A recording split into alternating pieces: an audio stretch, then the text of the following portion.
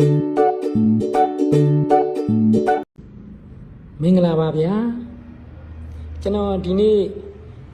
ညီလေးညီမလေး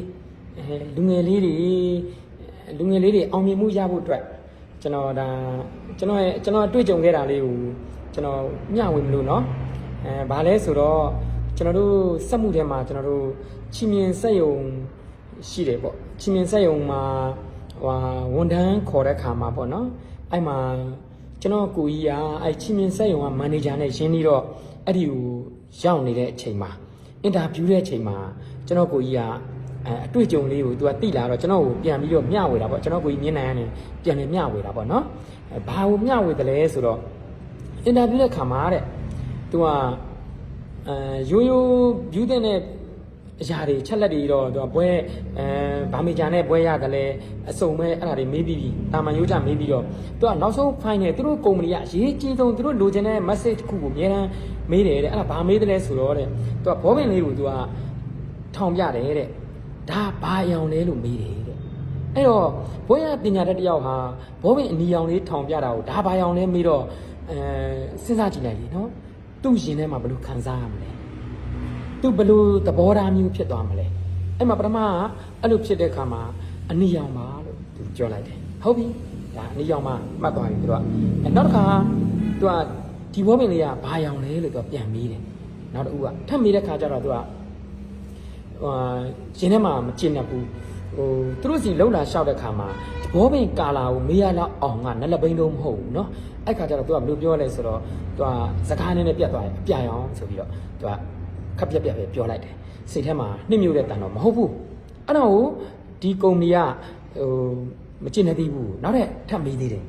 ဥပမာဘောပင်နောက်တစ်ချောင်းထပ်ပြတယ်ဒါဘာရောင်လဲတဲ့ဒါဘာရောင်လဲဆိုတော့အဲ့အင်တာဗျူးဖြေတဲ့သူတချို့ကကြတော့သူကမလျှောက်တော့ဘူးဆိုပြီးပြန်လှည့်သွားတယ်တချို့ကကြတော့ဒီဘောပင်အယောင်ကိုကျွန်တော်သိပါတယ်တဲ့ဒီဘောပင်အယောင်မေးတော့ဘာထူးခြားမှာမလို့လဲကျွန်တော်ဒါပြောနိုင်တော့ဆိုပြီးတော့တချို့ကပြန်ပြောတယ်တချို့ကကြတော့ဒေါသလေတံနဲ့အနက်ရောင်ပြန်ပြောတယ်တချို့ကြတော့အဲ့လိုမဟုတ်ဘူးရင်ထဲကမနစ်မြို့တဲ့မျက်နှာမူရာနဲ့သူကအတန်ကတော့အနက်ရောင်သို့တော်ညာလဲရင်ထဲကမျက်နှာမှာရင်ထဲမှာခန်းစားလိုက်ရတဲ့ခါမျက်နှာမှာရှုကပြတ်သွားတယ်ကြည်တာတဲ့မျက်နှာတော့မဟုတ်တော့ဘူးအဲ့လိုပြန်ပြောတယ်အဲ့မှာအဲ့လိုတွေမေးပြီးတော့သူကအလုံးအမှတ်ပေးပြီးတော့ခါကြတော့မှသူကနောက်ရကြရင်အကြောင်းကြားပါမယ်ဆိုပြီးပြန်လွှတ်လိုက်တယ်အင်တာဗျူးလာတဲ့သူတွေကိုပေါ့နော်လှုပ်လာရှောက်လိုက်တယ်အဲ့မှာကျွန်တော်ကဘာလဲဆိုတော့သူကလည်းဘွဲရပညာတတ်တယောက်ပဲသူကပြောရမယ်ဆိုရင်အရန်စူးစမ်းလေ့လာတယ်စာပေလည်းတော်တော်ဖတ်တယ်ကိုင်းမျက်နှာအဲ့ကျတော့သူကအဲ့မန်နေဂျာကိုမေးတယ်နေပါဦးခင်ဗျားတို့ကုမ္ပဏီကအင်တာဗျူးတဲ့ခါမှာတခြားလူတွေလိုဗျူးတာမဟုတ်ဘဲနဲ့ဘာဖြစ်လို့ဒီဘောပင်ရောင်လေးကိုဘာဖြစ်လို့အဲ့လိုမျိုးနေရောင်ပဲလူတိုင်းသိတယ်ခလေးတောင်သိတယ်ဘာဖြစ်လို့အဲ့လိုမေးတာလဲဆိုတော့ကိုမျက်နှာနဲ့ကျွန်တော်တို့ကုမ္ပဏီဟာတဲ့အရေးချင်းရှိတဲ့လူကိုခေါ်ရုံနဲ့မဟုတ်ဘူးတဲ့ကျွန်တော်တို့ကတဲ့လုပ်ငန်းလုပ်တဲ့ခါမှာတဲ့ကျွန်တော်တို့ကုမ္ပဏီဟာတဲ့အရေးချင်းမရှိတာကိုလည်းရှိအောင်လုပ်ပြီးလို့ရနိုင်တယ်တဲ့သို့တော်ညာလည်းတဲ့ကျွန်တော်တို့ကတဲ့ပညာတက်ပြီးတော့ပညာရှိပြီးတော့သိခံနိုင်တဲ့သူကိုရချင်တာတဲ့သိခံတတ်တဲ့စိတ်ကိုရချင်တာတဲ့အနီရောင်မှလည်းသိပါတယ်တဲ့အနီရောင်ကိုတဲ့အနီရောင်မှမေးရမလားဆိုပြီးဒေါသဖြစ်မသွားပဲနဲ့အနီရောင်မှလို့ရိုးတန်းလေးသူ့စိတ်ကိုသူထိန်းနိုင်ပြီးတော့ဒေါသထွက်เสียကြုံလာတယ်ဒါဒေါသထွက်เสียတေချာဖန်တီးပေးတာတဲ့ဒေါသထွက်เสียကြုံလာပဲမဲ့အဲဒေါသထွက်เสียကိုဒေါသမထွက်ပဲထိန်းထားနိုင်တဲ့သူ့ရဲ့အသိပညာသူသိခံနိုင်အောင်ကိုကျွန်တော်တို့ကလိုချင်တာတဲ့အဲ့ဒါကြောင့်ကျွန်တော်တို့ကသိခံနိုင်တဲ့သူကိုမိန်းထားပြီးရွေးတာမဟုတ်လို့အသိပညာလည်းရှိတယ်ပညာရည်ချင်းလည်းရှိတယ်ဆိုရင်ကျွန်တော်တို့ကအဲ့လိုလုပ်ခံတာပါဆိုတော့ဟာဒါကျွန်တော်စဉ်းစားသွားတယ်ဟာဟုတ်တာပဲတစ်ဖက်ကကျင်တော့ဒါအင်မတန်မှရေးကြည့်တာပဲတချို့ကပညာတတ်တဲ့ပုံမှာပညာမှန်ရှိနိုင်တယ်တချို့ကမိမိရဲ့ရုပ်ရည်ရှိတဲ့ပုံမှာရုပ်ရည်မှန်ရှိနိုင်တယ်တချို့ကငယ်ရွယ်တဲ့ခွန်အားဗလာကောင်းတဲ့ခါမှာခွန်အားဗလာမှန်ရှိနိုင်တယ်တချို့ကမိမိမှာစီးစိမ်ဥစ္စာရှိတဲ့ပုံမှာစီးစိမ်ဥစ္စာမှန်ရှိနိုင်တယ်တချို့ကရွှေမျိုးညာတကာအချမ်းရံတွေတောင်းတဲ့ပုံမှာလည်းချမ်းရံရဲ့မှန်ရှိနိုင်တယ်မှန်တွေကအများကြီးပဲတက်စရာတွေပြောရမယ်ဆိုတပုံကြီးပဲအဲ့မှန်တွေအကုန်လုံးကိုချိုးထားပြီးတော့မိမိဟာအလုပ်လာလျှောက်တဲ့ပုံမှာပဲစိတ်ကလေးကသဘောထားဖြူသွားနေပြီးတော့အင်တာဗျူးတဲ့ခါမှာအလုပ်လိုလုပ်တတ်ဖို့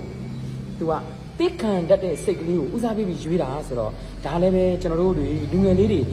မိမိအလုပ်လုပ်တဲ့ခါမှာမိမိရဲ့ customer မိမိရဲ့အဝယ်မိမိရဲ့ဧည့်သည်ကမိမိပေါ်မှာမချေမငံဆက်ဆံတာတွေလည်းအများကြီးရှိနေတယ်မိမိအကျိုးစီးပွားအတွက်အလုပ်လုပ်တဲ့ခါမှာတိခံစိတ်ရေးကြည့်တယ်ဆိုတဲ့ဟာလေးကိုကျွန်တော် message ပေးချင်ပါတယ်မှန်တိခံဖို့ဆိုပေမဲ့ကာရီတာမိမိရဲ့ကာရီတာစော်ကားတာမျိုးကိုတိခံဖို့ပြောချင်မဟုတ်ဘူးနော်အလုပ်လုပ်တဲ့ခါမှာတိခံစိတ်ကတော့အရေးကြီးတယ်နိဗ္ဗာန်ရောက်ကြောင်းတရားတော်မှာကျွန်တော်တို့ဩဝါဒပါတိမောက်ထဲမှာ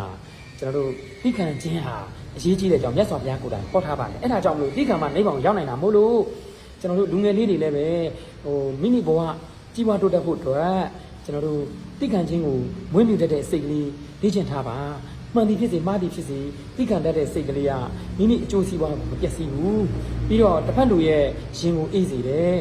ပြီးတော့အမှန်တရားကိုသိလာတဲ့အခါမှာ तू ကကိုယ့်ကိုပို့ပြီးတော့ respect ဖြစ်သွားတယ်အရန်တမိုးကြီးတဲ့ तू ပါပဲလားလို့သိသွားတယ်အဲ့ဒါကြောင့်တိခံခြင်းဒီမင်္ဂလာမြည်ပါတယ်အဲ့ဒါကြောင့်ညီလေးညီမလေးတို့အားလုံးတိခံခြင်းကိုကျင့်သုံးပြီးတော့နေ့စဉ်ဘဝဖြတ်သန်းမှုတွေမှာအောင်မြင်မှုရရှိအောင်တိခံခြင်းဒီအရေးကြီးတယ်ဆိုတာကိုကျွန်တော်တို့နှလုံးသွင်းထားရအောင်လို့ကျွန်တော် message ပေးချင်ပါတယ်အားလုံးစိတ်ချမ်းသာခြင်းကိုယ်ချမ်းသာခြင်းနဲ့ပြည့်စုံပါစေ